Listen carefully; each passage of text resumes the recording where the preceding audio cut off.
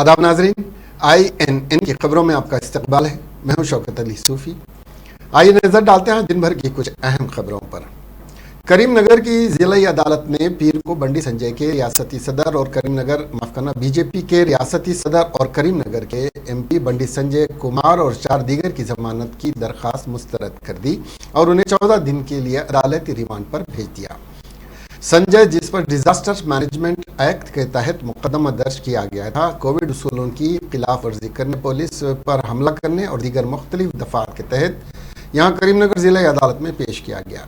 BJP leader को इतवार की रात कोविड के उसूलों की खिलाफ वर्जी करते हुए जागीराना दीक्षा शुरू करने पर गिरफ्तार किया गया था।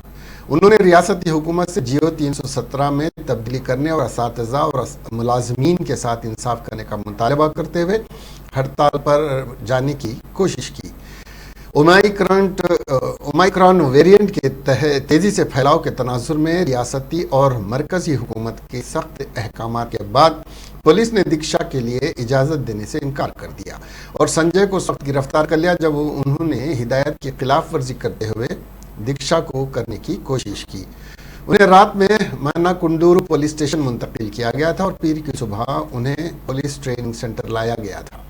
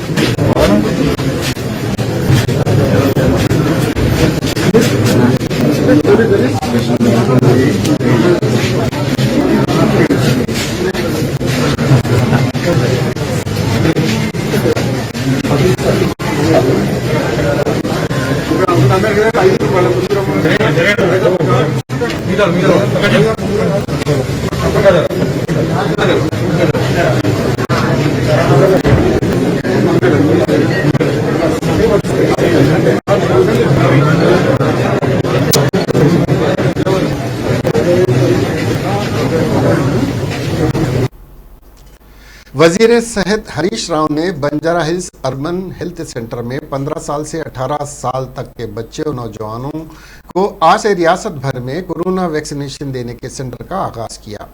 इस मौके पर उन्होंने खिताब करते हुए बताया कि रियासत भर में 1014 मराकज़ कायम करते हुए 10,70,000 15 साल से 18 साल की उम्र वाले बच्चों को वैक्सीन देने के इंतजाम किए गए हैं और ग्रेटर हैदराबाद के तमाम 150 डिवीजन्स में रजिस्ट्रेशन की सहूलत फराहम की गई है।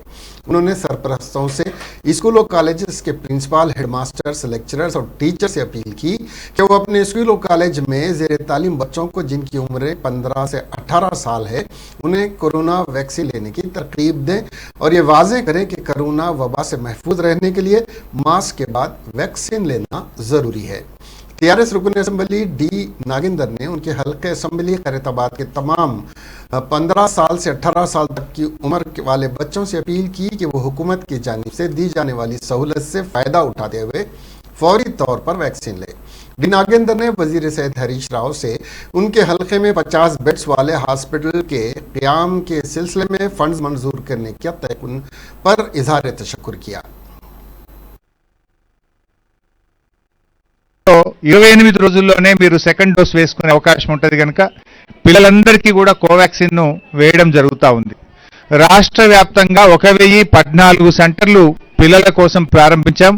ఈ 1014 సెంటర్లలో రాష్ట్ర వ్యాప్తంగా కూడా తల్లిదండ్రుల సమక్షంలో లేదా ఉపాధ్యాయుల సమక్షంలో డాక్టర్ సమక్షంలో మా యొక్క వ్యాక్సినేటర్లు ఈ పిల్లలకు వ్యాక్సిన్ వేసే ప్రక్రియ ప్రారంభిస్తా ఉన్నాం।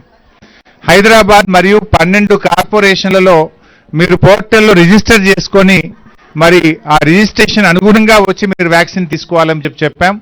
మరి అదర్ దాన్ దీస్ 12 కార్పొరేషన్స్ ఇతర పట్టణాలు, ఇతర మండలాలు, ఇతర పిహెచ్సిల్లో మాత్రం నేరుగా 15 నుంచి 18 సంవత్సరాల వయసున్న వాళ్ళు ఎవరైనా వచ్చి తమ వ్యాక్సిన్ వేసుకునేటువంటి అవకాశం కల్పించాం. ముఖ్యంగా హైదరాబాదు కార్పొరేషన్లలో పిల్లలు ఎక్కువగా ఉంటారు, రద్దీ ఏర్పడకూడదు, అందరూ ఒక దగ్గర గుమికూడకూడదు అనే ఉద్దేశంతోనే మీరు రిజిస్టర్ చేసుకోవాలని చెప్పాం. దీన్ని ఒక 4-5 రోజులు సమీక్షించిన తర్వాత ఒకవేళ రష్ లేకపోతే దీన్ని కూడా రిలాక్స్ చేస్తాం. బట్ ఏది ఏమైనా ప్రతి తల్లి తండ్రులందరితో మేము కోరేది ఒక్కటే, మీ పిల్లలకు విధిగా వ్యాక్సిన్ ఇప్పించండి, మాస్క్ ధరించండి, మరి కరోనా నిబంధనలు పాటించండి. వ్యాక్సిన్ వేసినట్టయితే మనం చాలా వరకు కరోనాను ఎదుర్కొనేటువంటి అవకాశం ఉంటుంది. ఎవరు కూడా నిర్లక్ష్యం చేయదు. మరి ప్రభుత్వ రంగంలో అందరికీ కూడా ఉచితంగా మనం వ్యాక్సిన్లు వేసే కార్యక్రమం చేస్తున్నాం. ప్రైవేట్లో కూడా వ్యాక్సిన్లు వేయడానికి మనం అనుమతి ఇచ్చాం. సో ఎవరైనా మీకు నచ్చిన చోట మీరు వ్యాక్సిన్ వేసుకోవచ్చు. మరి 1014 కేంద్రాలు రాష్ట్ర వ్యాప్తంగా పెట్టినాం. రెగ్యులర్గా ఉండేటువంటి వ్యాక్సినేషన్కు ఇది అదనంగా పెట్టాం. నార్మల్గా మనం ఇప్పటికే రాష్ట్రంలో 18 ఏళ్ల పైబడినటువంటి వాళ్లకు 101% వ్యాక్సినేషన్ పూర్తి చేసుకున్నాం. సెకండ్ డోస్లో కూడా జాతీయ సగటు కంటే తెలంగాణ ముందంజలో ఉంది. ఇంకా సెకండ్ డోస్ కూడా మరి ఒక 20 లక్షల డోసులు డ్యూ ఉన్నాయి. దానికి కూడా అందరూ సహకరించాలి. 20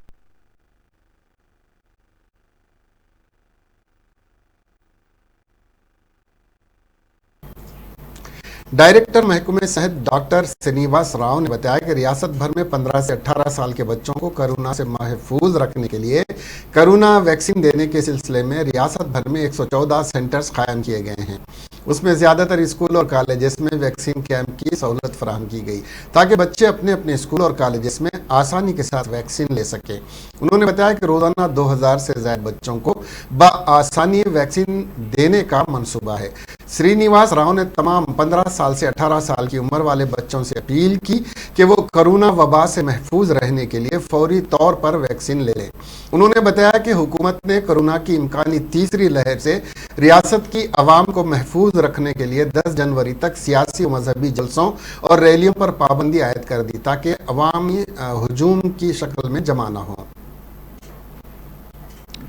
टीपीसीसी के सदर रेवंत रेड्डी कोरोना से मुस्बित पाए गए हैं। सदर कांग्रेस पिछले 2 दिनों से बुखार में मुब्तला थे और उनका कोविड टेस्ट करवाने पर रिपोर्ट मुस्बित आई है। रिपोर्ट के मुस्बित आने के बाद रेवंत रेड्डी खरंतीना में चले गए और उन्होंने पार्टी कारकुनों और उन लोगों से कहा जो उनके साथ करीबी ताल्लुक रखते हैं टेस्ट करवा लें। उन्होंने कहा कि मैंने हल्की अलामात के साथ कोविड के लिए मुस्बित तजुर्बा किया है। जो लोग पिछले कुछ दिनों से मेरे साथ राब्ते में आए हैं बराए मेहरबानी ज़रूरी एहतियाती तदाबीर इख्तियार करें, उन्होंने ट्वीट किया। मालूम हुआ कि कांग्रेस लीडर ने गजवेल के एरावली में रच्चाबंडा प्रोग्राम में किसानों के साथ बातचीत के लिए बुलाया था और जुबली हिल्स में वाक़ उनकी रिहाइश गाह पर पुलिस ने उन्हें 2 बार घर में गिरफ्तार किया था।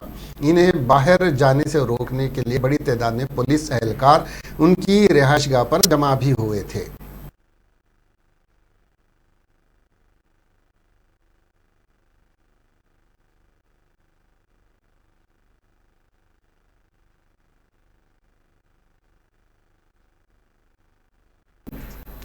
बीजेपी कायद साबिक रुकन पार्लियामेंट विजय शांति ने वज़ीर आला के चंद्रशेखर राव पर आमिराना रवैया अख्तियार करने का इल्ज़ाम आयद करते हुए कहा कि रियासत तेलंगाना में कोई नज़्म व नस्ख ही नहीं है। वज़ीर आला सिर्फ फार्म हाउस में आराम करते हुए अपने बेटे और चंद अफराद की सवाबदीद पर रियासत को छोड़ चुके हैं, जिसके बाद रिश्वत खोरी अपने उरूज पर है और कीमती ज़मीनात पर नाजायज़ कब्जे बरसर इक़्तिदार की जमात की सरपरस्ती में बड़े पैमाने पर किए जा रहे हैं। आम अवाम टीआरएस कायदीन के जुर्म व बर्बरियत को सहते हुए खुदकशियों पर मजबूर हो रहे हैं। आज मीडिया से बात करते हुए विजय शांति ने कहा कि रियासत में जमहूरियत नाम की कोई चीज़ है ही नहीं। कल रात कौमी पार्टी के सदर और रुकन पार्लियामेंट बंडी संजय को पुलिस की जानिब से ली जाने वाली हिरासत पर तबसरा करते हुए उन्होंने कहा कि पुलिस ने टीआरएस वॉलंटियर के रूप में बंडी संजय और बीजेपी कायदीन पर हमलावर हुए। हालांकि पुलिस को गैर जानिबदाराना तौर पर दस्तूर के हुदूद में रहते हुए काम करना चाहिए, मगर पुलिस अपनी हद से तजावुज कर रही है, उन्होंने कहा।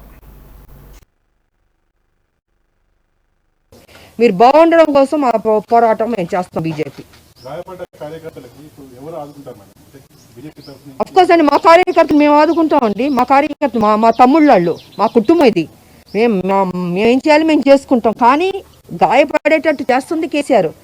మా కార్యకర్తలు కూడా సిద్ధంగా ఉన్నారండి. తెలంగాణ ప్రజల కోసం ఎన్ని లాఠీ దెబ్బలు తినడానికి మేము సిద్ధంగా ఉన్నాం, జైలుకి వెళ్ళడానికి సిద్ధంగా ఉన్నాం. కానీ ఈ ప్రజలకి న్యాయం చేయండి అని మా బీజేపీ నాయకులు కానీ, కార్యకర్తలు కానీ, మహిళలు కానీ అందరూ అడుగుతుంటే ఆయన ఏం చేయట్లేదు అసలు టోటల్గా. మా బాధ అదే. మేము దేనికైనా సిద్ధంగా ఉన్నాం, జైలుకి వెళ్ళడానికి సిద్ధంగా ఉన్నాం. ఇప్పుడు నేను అనుకోండి, ఉద్యమాలు చేసి తెలంగాణ కొట్లాడిన మనిషి, నాకేం కొత్త కాదు ఇది. 25 ఏళ్ళు అవ్వబోతుంది, కొత్త కాదు. దేనికైనా వీఆర్ రెడీ. బట్ ఒక సమస్యలకి పరిష్కారం కావాలి అంటున్నాం. కానీ కేసీఆర్ సమస్య పరిష్కారం చేయట్లేదండి. ఆయన చేయాలని ఇష్టం లేదు ఆయనకి. ఈ యొక్క తెలంగాణని పద్ధతిగా నడిపించాలి, కరెక్ట్ అడ్మినిస్ట్రేషన్ ఉండాలనేది మాత్రం కేసీఆర్ లేదు. అడ్మినిస్ట్రేషన్ లేదు, నీకు చెప్పాలంటే లేదు. మేము కోవిడ్ రూల్స్ని బ్రేక్ చేయట్లేదండి. మేము పర్మిషన్ తీసుకుని చేస్తుంటే ఇప్పుడు టీఆర్ఎస్ కేసీఆరే అబద్ధాల పుట్ట. ఆయన పార్టీలో అందరూ అబద్ధాలు చెప్తున్నారు. ఏ ఒక్కడు లీడర్ అయినా నిజాలు చెప్పాడండి. వాళ్ళు కోవిడ్ నిబంధనల్ని ఉల్లంఘిస్తూ వాళ్ళు చేస్తున్నారు, రివర్స్లో వెళ్తున్నారు. మేము అన్ని పాటిస్తాం, ప్లస్ పర్మిషన్ తీసుకునే మేము చేస్తుంటే లాస్ట్ మూమెంట్లో మమ్మల్ని ఏమీ అసలు పని చేయనివ్వకుండా, ఉద్యమం చేయనివ్వకుండా అడ్డుకుంటుంది టీఆర్ఎస్ ప్రభుత్వం. మొన్న కూడా మేము ఇందిరా పార్క్ దగ్గర పర్మిషన్ తీసుకుంటే రాత్రే క్యాన్సిల్ చేసేస్తే అప్పుడు మేము పార్టీ ఆఫీస్ షిఫ్ట్ చేస్తామండి. మరి కోవిడ్ నిబంధనల ప్రకారమే కదా మేము అక్కడ వెళ్ళాం. మరి మేము రివర్స్ అవ్వలే కదా. అన్నది లేదు కేసీఆర్కి. ఎందుకంటే ఇవాళ నేను పిల్లేసాను, మీకు తెలుసు. జిల్లాలో 1000 ఎకరాలు మొత్తం అమ్మేద్దాం, ఆయన బినామీలకు ఇచ్చుకుందాం, ఈయన డబ్బులు ఈయన జేబులో వేసుకుందాం అని చాలా కుట్రలు చేస్తారు. దాని మీద నేను పిల్లేసాను నేను. सदर कुल हिंद मजलिस इत्तेहादुल मुस्लिमीन बैरिस्टर असदुद्दीन अवैसी ने कहा कि वज़ीर आज़म ने अपनी खुदसरी में मुब्तला होकर ज़मीनी हक़ाइक़ को वज़ीर आज़म के रूबरू पेश करने पर गवर्नर मेघालय सत्यपाल मलिक की तौहीन की है। हालांकि सत्यपाल मलिक बीजेपी के खद्दावर कायद हैं। बीजेपी की जानिब से गवर्नर के दस्तूरी ओहदे पर मुकर्रर करदा शख्स हैं और उन्होंने वज़ीर आज़म से मुलाकात के दौरान हुकूमत की तरफ से नाफिज करदा तीनों ज़रई क़वानीन पर अवाम की मुखालिफत से वज़ीर आज़म को वाकिफ़ करवाया था, मगर नरेंद्र मोदी उसे बेबाकाना तबसरे को बर्दाश्त न कर सके। असदुद्दीन अवैसी आज हल्के असम्बली याकूतपुरा के मुख्तलिफ तरक्याती कामों के इफ्तिताह के बाद मीडिया से बात करते हुए कहा कि वज़ीर आज़म गैर जमहूरी तरीके से तानाशाही अंदाज इख्तियार कर चुके हैं। उन्हें अपोजिशन की तनकीदें तो खुजा अपनी ही पार्टी के ज़मीनी हक़ाइक़ पर होने वाले हक़ाइक़ को भी बर्दाश्त करने की सकत नहीं है।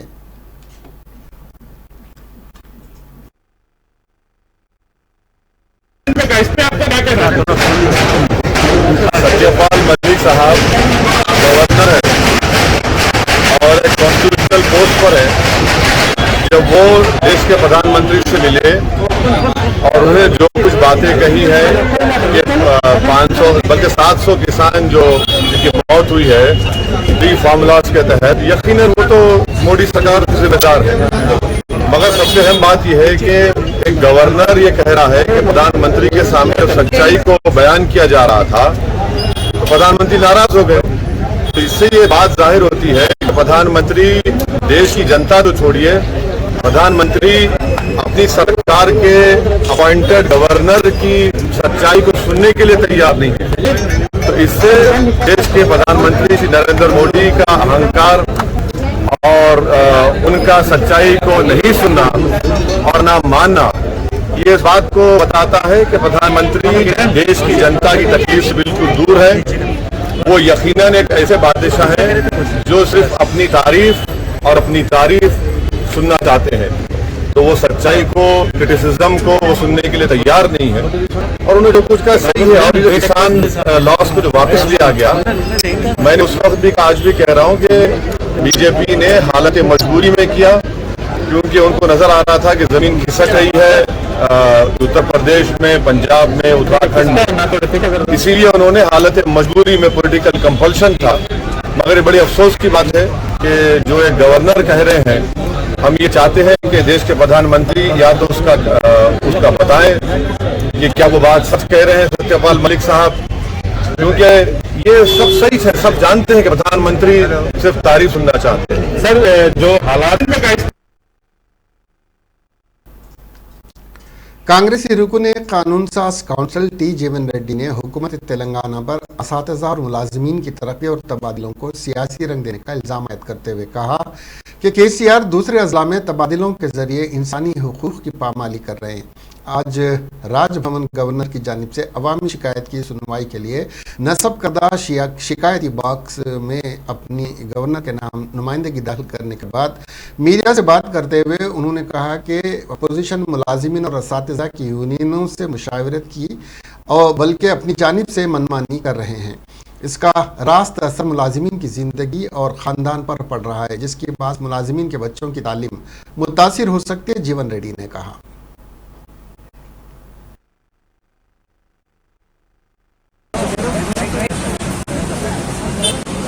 సరే ఇదే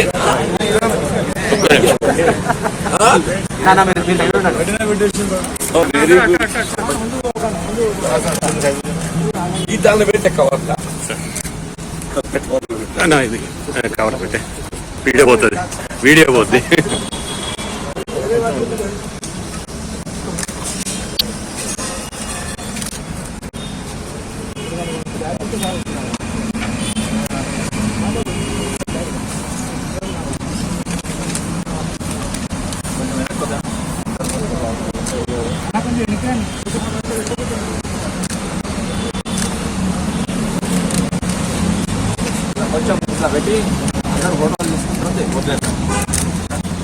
ఒక్కసారి వదలకండి.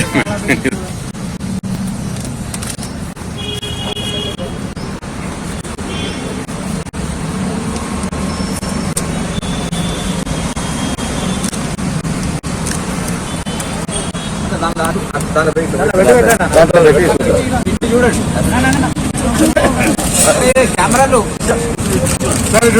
సైడ్ మొత్తం పనికిరాదు.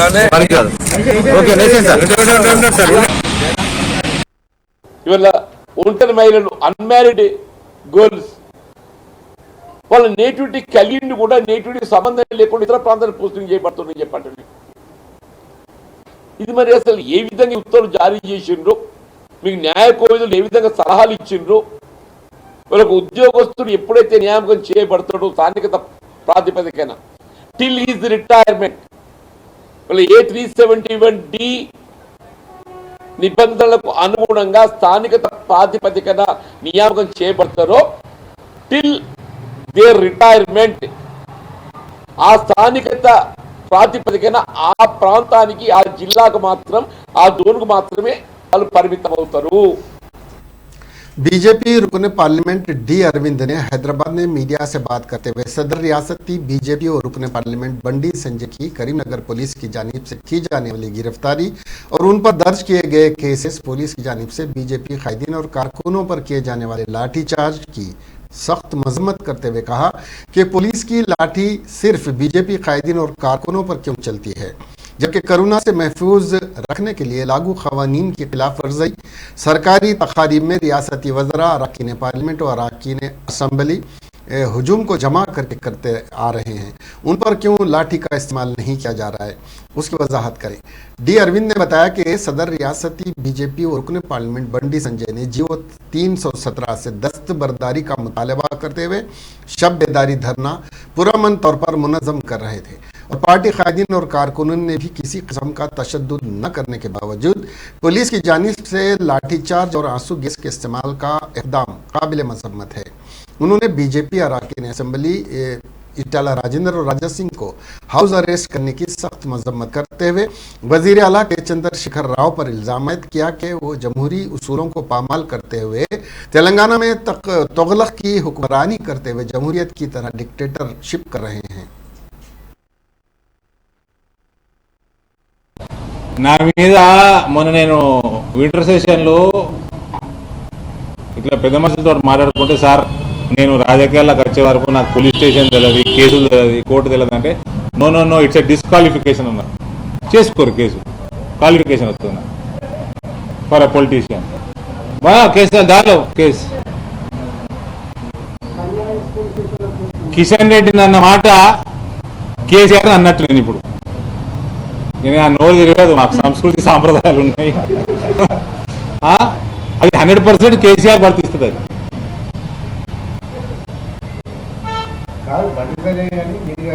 జిల్లాల పర్యటిస్తే టీఆర్ఎస్ కార్యకర్తలు భౌతిక దాడులకు పాల్పడుతున్నటువంటి కారణమైన అభివృద్ధులు ఎందుకంటే మరో పశ్చిమ Bengal రాబోతుందా Telangana? Chief minister Andhra Pradesh YS Jaganmohan Reddy ने पीर को किसान गारंटी फंड जारी किया।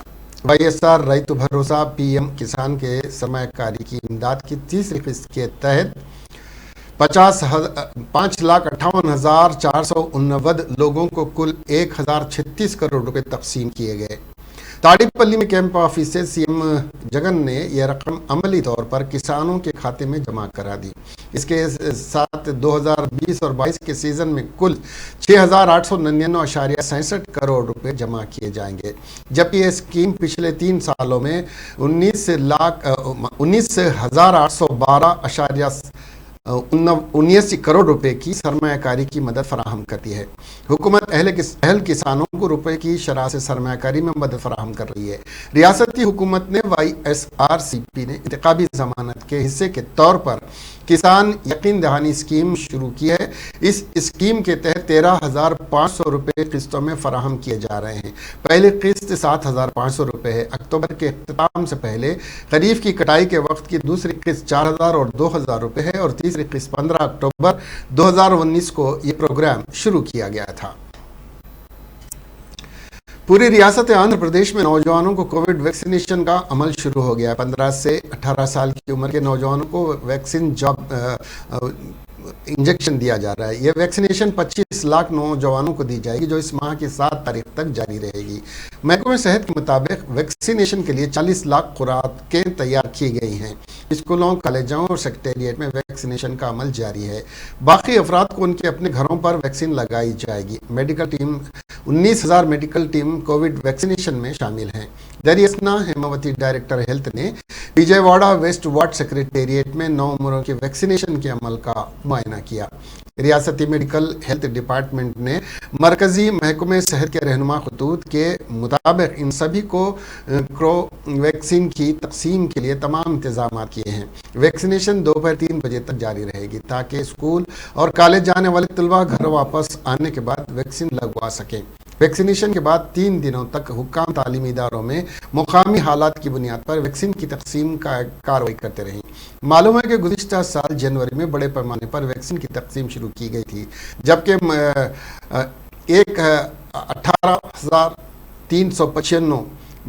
18 से 3 साल की उम्र के बच्चों के लिए ये टीका लगवाने की हिदायत दी गई थी। रियासती हुकूमत पहले ही 100% हदफ को अबूर कर चुकी है और नौजवानों की वैक्सीनेशन की तरफ जारहाना अंदाज में आगे बढ़ रही है। एक शख्स ने टीडीपी के बानी एनटीआर की मूर्ति को तोड़ने की कोशिश की, जिससे गुंटूर जिले के मचरला हलके के तहत दुर्गी में हलचल मच गई।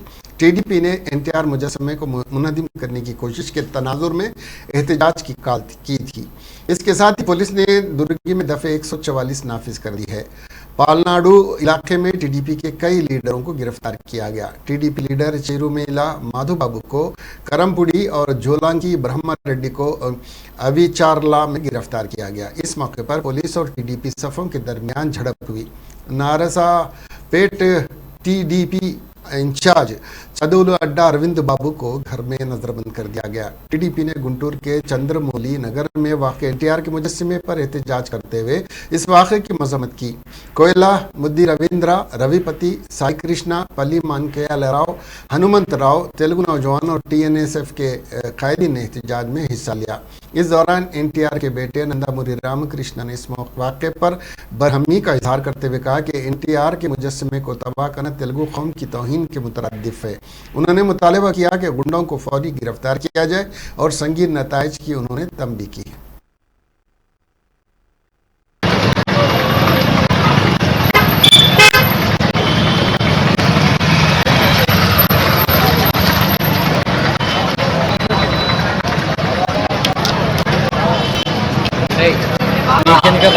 इंजीनियर या तो मनेगा आपको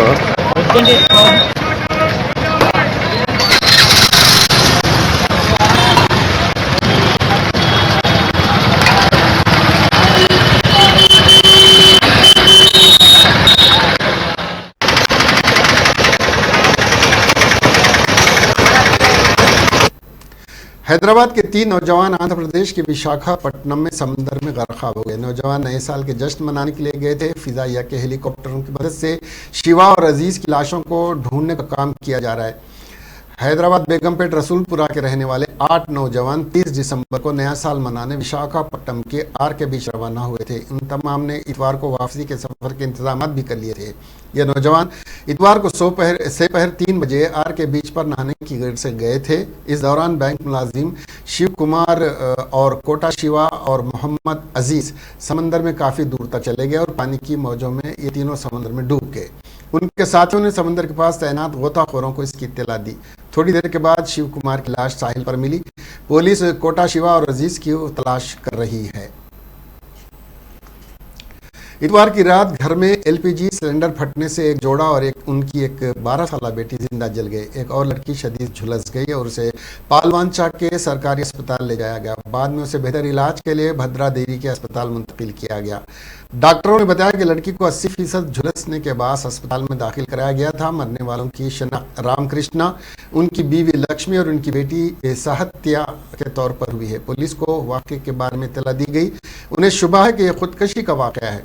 पुलिस ने टीम के साथ घर का मुआयना किया और मुतासरा के कार से कुछ अहम दस्तावेजात बरामद की। पुलिस के मुताबिक रामकृष्णा पलवांचा में मी सेवा सेंटर चलाते थे और बाद में वो राजा महेंद्रवरम चले गए। 2 दिन पहले ये जोड़ा अपनी जुड़वा बेटियों के साथ पलवांचा में अपने घर मुंतकिल हुआ।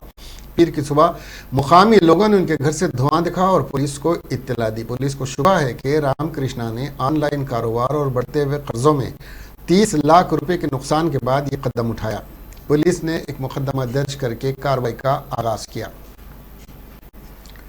गुंटूर जिले के सत्तानापल्ली की गड्डीपुड़ी एससी कॉलोनी में कलमनाक वाक़या पेश आया, जहां गड्डीपुड़ी गांव के चिंतालापुड़ी चिन्ना चार्ल्स 45 साल की हैदराबाद के करीब सड़क हादसे में मौत हो गई और उसकी लाश को गड्डीपुड़ी एससी कॉलोनी लाया गया। मुतफ़ी की बीवी और 2 बेटे थे। चार्ल्स की मौत की खबर के बाद मुतफ़ी के भाई की खाला सिरीमला नागरत्नम्मा 66 साल जो प्रकाशन जिले के तंगी तोड़मल्ली के गांव गड्डीपुड़ी आई थी। लाश को देखकर दिल का दौरा पड़ने से उनकी मौत हो गई क्योंकि वो उसे हजम नहीं कर पा रही थी। खातून की लाश को प्रकाशम जिले मुंतकिल किया गया। दरी असना ऐसी कॉलोनी के मुद्दुगुला जोजी बाबू की बीमारी की वजह से मौत हो गई। कॉलोनी में 3 अफराद की मौत के बाद गड्डीपुड़ी ऐसी कॉलोनी में लोग गमजदा हो गए हैं। भारत में गुज़िश्ता 24 घंटों के दौरान 33,750 नए कोविड-19 केसेस रिकॉर्ड किए गए, जो कल के मुकाबले में 22% ज़्यादा हैं। जबकि एक दिन में वायरस से 123 अफराद की मौत हुई है। तेज़ी से फैलने वाले ओमाइक्रॉन वेरिएंट के केसेस की तादाद बढ़कर 1700 हो गई है। महाराष्ट्र में सबसे ज़्यादा इन्फेक्शन की इत्तला है। हिंदुस्तान में एक्टिव केसेस की तादाद 1,45,582 है। गुज़िश्ता 24 घंटों में मजमूई तौर पर 10,846 रिकवरियों से मजमूई तौर पर रिकवरी की तादाद 3,42,95,407 हो गई है। हिंदुस्तान में इतवार को 27,553 इन्फेक्शन और वायरस की वजह से 284 अमवात की इत्तलात हैं। कुकटपल्ली हाउसिंग बोर्ड कॉलोनी में वाक़ शिवा पार्वती थिएटर में इतवार की आधी रात को एक बड़ी आग लग गई। थिएटर के अंदर का फर्नीचर राख का ढेर बन गया और बाद में थिएटर की छत गिर गई। ताहम किसी जानी नुकसान की इत्तला नहीं है क्योंकि वाक़े के वक्त थिएटर में कोई मौजूद नहीं था। सिक्योरिटी गार्ड ने फायर डिपार्टमेंट को आगाह किया, जो मौके पर पहुंच गए और आग पर काबू पाने के लिए घंटों की जद्दोजहद की। आग लगने की वजह शॉर्ट सर्किट बताई जाती है। पुलिस ने मुकदमा दर्ज करके तफ्तीश शुरू कर दी है।